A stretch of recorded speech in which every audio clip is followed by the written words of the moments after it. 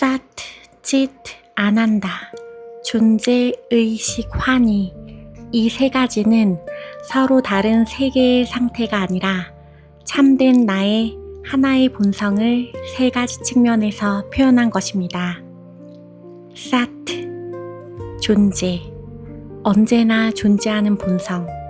우리는 몸이 변하고 생각이 변하고 감정이 변하는 것을 경험합니다. 어린 시절의 몸도 지금의 몸도 다르고 마음도 끊임없이 변합니다. 하지만 그 모든 변화를 알고 있는 나는 항상 존재해 왔습니다. 잠에서 깨어났을 때도 기쁠 때도 슬플 때도 그 모든 경험의 바탕에는 늘 존재성이 있습니다.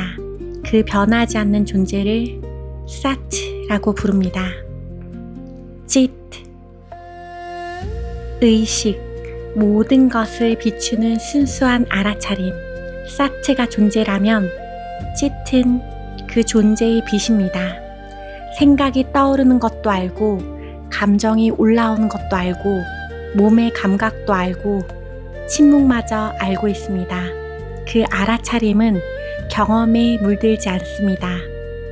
거울은 아름다운 사람을 비춰도 변하지 않고 슬픈 사람을 비춰도 변하지 않습니다. 마찬가지로 순수한 알아차림은 어떤 경험도 있는 그대로 비출 뿐입니다. 그래서 수행은 새로운 알아차림을 만드는 것이 아니라 항상 있었던 알아차림을 자각하는 과정입니다. 안 한다. 환희. 아무 조건 없이 스스로 충만한 평화와 기쁨. 우리는 흔히 기쁨이 무언가를 얻었을 때 생긴다고 생각합니다. 하지만 깊은 명상 속에서 생각이 잠잠해지고 무엇이 되어야 한다는 긴장이 풀리는 순간 이유 없이 평화롭고 충만한 상태를 경험하기도 합니다.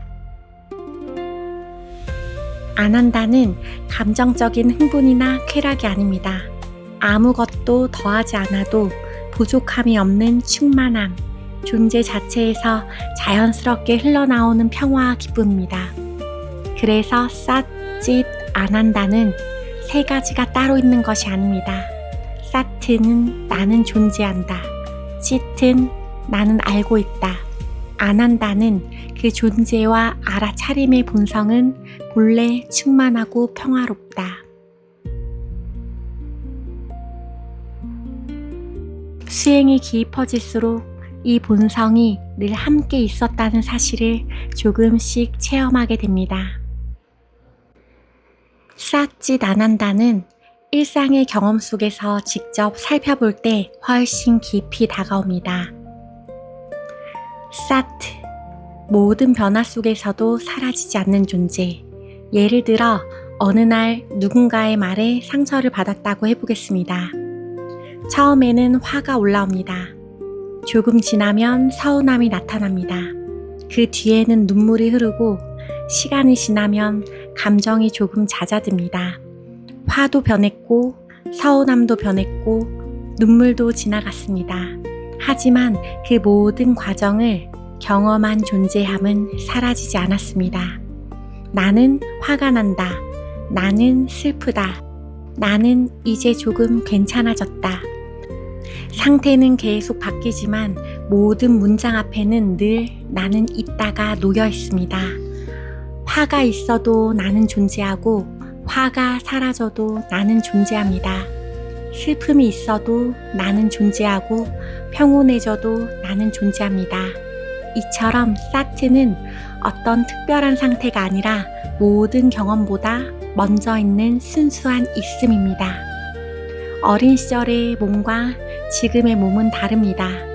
생각도 가치관도 관계도 계속 변했습니다. 그런데도 우리는 그 어린아이가 나였다라고 말합니다. 모든 것이 변했는데 어떻게 같은 나라고 느낄 수 있을까요? 몸과 마음의 내용은 달라졌지만 그 모든 변화를 경험해온 존재의 바탕은 늘 있었기 때문입니다. 그 변하지 않는 존재성이 바로 사트입니다. 사트는 이렇게 말하는 것과 같습니다. 나는 어떤 상태이기 전에 이미 존재한다. 나는 성공해야 존재하는 것이 아니고 누군가에게 인정받아야 존재하는 것도 아닙니다. 사랑받을 때만 존재하는 것도 아니고 버림받았다고 느낄 때 사라지는 것도 아닙니다. 모든 조건보다 먼저 나는 이미 존재합니다. 짓, 모든 경험을 알고 있는 빛. 이제 화가 올라오는 순간을 다시 바라보겠습니다. 몸이 뜨거워지는 것을 압니다. 가슴이 답답한 것을 압니다. 왜 저런 말을 했지? 라는 생각이 반복되는 것도 압니다. 상대에게 따지고 싶은 충동도 압니다. 그렇다면 화와 화를 알아차리는 것은 같은 것일까요?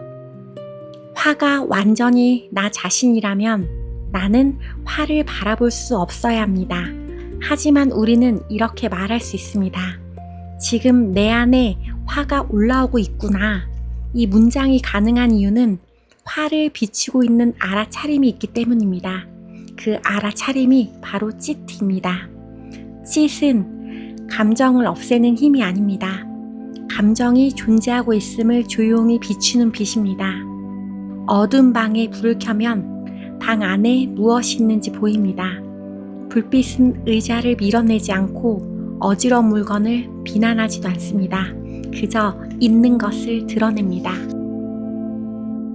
알아차림도 이와 같습니다.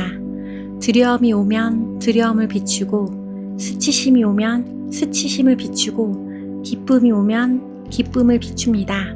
그러나 알아차림 자체는 두려워지거나 수치스러워지지 않습니다. 예를 들어 거울 앞에서 자신의 눈을 바라보다가 갑자기 눈물이 난다고 해보겠습니다. 처음에는 왜 눈물이 나지? 라고 생각할 수 있습니다. 조금 더 머물면 가슴의 아픔이 느껴집니다. 더 깊이 머물면 어린 시절의 외로움이 떠오를 수도 있습니다. 이때 찢은 그 아픔을 분석하거나 몰아내는 것이 아닙니다. 아, 외로움이 여기 있었구나. 이 아이가 오랫동안 혼자 있었구나. 지금 이 감정이 드러나고 있구나. 이렇게 알아차림이 사랑으로 함께 있을 때 감정은 안전하게 모습을 드러냅니다. 그래서 찢은 차갑게 관찰하는 눈이 아니라 모든 것을 있는 그대로 드러나게 허락하는 따뜻한 빛에 가깝습니다. 안 한다. 아무것도 더하지 않아도 괜찮은 충만함. 안 한다는 흔히 행복이라고 번역되지만 우리가 평소 느끼는 즐거움과는 조금 다릅니다. 예를 들어 원하는 일이 이루어졌다고 해보겠습니다. 돈을 벌었거나 누군가에게 인정받았거나 사랑하는 사람에게 연락이 왔습니다. 그 순간 기쁨을 느낍니다. 우리는 바깥의 대상이 행복을 주었다고 생각합니다. 하지만 원하는 것이 생기기 전에는 마음속에 이런 움직임이 있습니다. 그것이 필요해. 그것이 없으면 부족해. 얻어야 편안해질 수 있어. 그리고 그것을 얻는 순간 잠시 이 갈망이 멈춥니다. 마음의 긴장이 풀리고 부족하다는 생각이 잠잠해집니다. 그 짧은 고요 속에서 본래의 충만함이 드러납니다. 즉, 대상이 충만함을 새로 만들어냈다기보다 욕망과 긴장이 잠시 쉬면서 이미 있던 평화가 드러난 것입니다. 깊은 명상 후 이유 없이 고요한 순간도 이와 비슷합니다. 큰 일이 해결된 것도 아니고 누군가가 나를 칭찬한 것도 아니고 갑자기 많은 것을 얻은 것도 아닙니다. 그런데도 가만히 앉아있는 것만으로 충분합니다. 숨 쉬고 있다는 사실만으로도 충분합니다. 무언가가 되어야 한다는 압박이 잠시 사라집니다. 그때 느껴지는 것은 흥분된 행복이라기보다 아무것도 더하지 않아도 괜찮다. 지금 이대로 부족하지 않다. 나는 이미 존재 안에서 온전하다. 라는 깊은 안도감입니다. 이것이 안 한다에 가까운 경험입니다. 안 한다는 계속 웃고 즐거운 상태를 뜻하지 않습니다. 슬픔 속에서도 존재할 수 있는 더 깊은 평화입니다. 사랑하는 사람을 잃어 눈물이 흐를 때에도 그 슬픔을 밀어내지 않고 온전히 품는 깊은 공간이 있을 수 있습니다.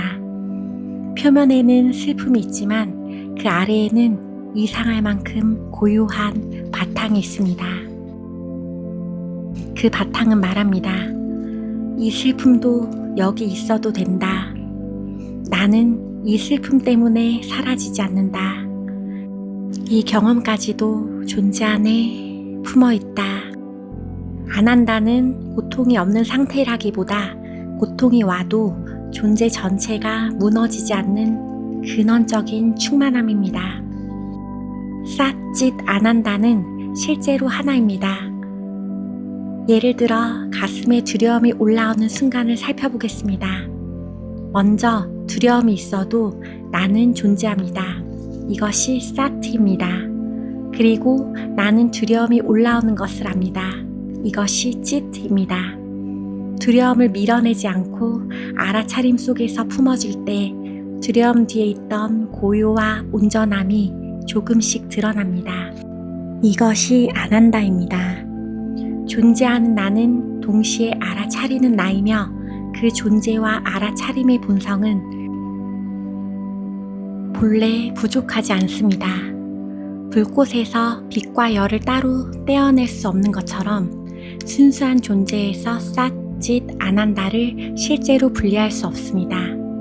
설명을 위해 3가지로 말할 뿐입니다. 누군가가 나를 무시하는 말을 했다고 해보겠습니다. 자아는 즉시 반응합니다. 나를 무시했어. 내가 약해 보이나? 가만히 있으면 안 돼. 이때 반응만 따라가면 우리는 상처받은 정체성과 하나가 됩니다. 하지만 잠시 멈추어 가슴을 느껴봅니다. 지금 내 안에서 무슨 일이 일어나고 있는가? 가슴이 조이고 얼굴이 뜨거워지고 억울함과 수치심이 올라옵니다. 그 모든 반응이 일어나고 있어도 나는 여전히 존재합니다. 이것이 싹입니다. 나는 그 반응을 알아차리고 있습니다. 이것이 찢입니다. 그리고 그 감정을 없애려 하지 않고 말해줍니다. 괜찮아. 지금 억울해도 돼. 상처받은 네가 여기 있어도 돼. 내가 너와 함께 있을게. 이렇게 사랑으로 함께 있으면 방어하느라 굳어있던 자아가 조금씩 쉽니다. 그 뒤에서 타인의 평가에 의해 만들어지지 않는 내면의 평화가 드러납니다. 이것이 안 한다입니다. 상대가 나를 존중해야만 내가 온전한 것이 아닙니다. 상대가 인정하지 않아도 나의 존재는 줄어들지 않습니다. 이것이 살아있는 싹짓 안 한다의 체험입니다. 처음 수행할 때는 흔히 이렇게 생각합니다. 화가 없어져야 평화로울 수 있다. 두려움이 사라져야 자유로울 수 있다. 생각이 멈춰야 참 나를 만날 수 있다. 그러나 더 깊어지면 전환이 일어납니다.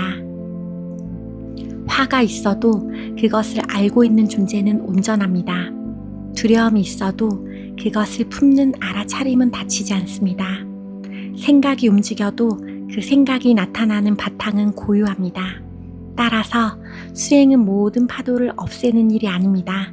파도가 일어나는 바다가 이미 온전하다는 것을 깨닫는 일입니다.